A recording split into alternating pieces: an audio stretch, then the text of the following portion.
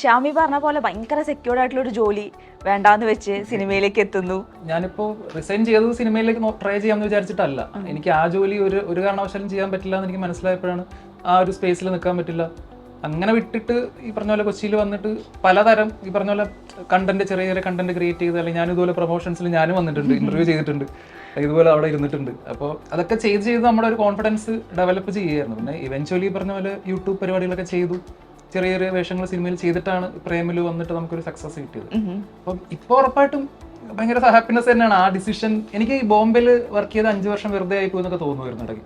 5 വർഷം എന്തിനാണ് വെറുതെ? പക്ഷെ ആ എക്സ്പീരിയൻസ് ആണ് ശരിക്കും പ്രേമലൂല് ആദ്യം ചെയ്യാൻ സമയത്ത് തന്നെ ഹെൽപ്പ് ചെയ്തത്. കാരണം ഭയങ്കരമായിട്ട് അതേപോലുള്ള ഒരുപാട് ക്യാരക്ടേഴ്സുമായിട്ട് നമ്മൾ വർക്ക് ചെയ്യുന്നുണ്ട്, കുറെ മാനറസും കാര്യങ്ങളും ചെയ്യാൻ പറ്റിയിട്ടുണ്ട്. ഈ ജസ്റ്റ് കിഡിങ് അനുഭവം ഒരുപാട് ഉണ്ടായിട്ടുണ്ട് തോന്നുന്നു ആൾക്കാര് വന്ന് ഒരുപാട് വരും, പ്രത്യേകിച്ച് കുട്ടികൾ മാത്രമല്ല. അതെ, നേരത്തെ നമ്മളവിടെ കഴിച്ചുകൊണ്ടിരുന്നപ്പോഴും പുള്ളി വന്നിട്ട് ഒരു പുള്ളി അതാണ് കാരണം പേര് ഇപ്പോഴും പലർക്കും ശ്യാം എന്നുള്ള പേര് എക്സ്ട്രാ വരുന്നതേ ഉള്ളൂ.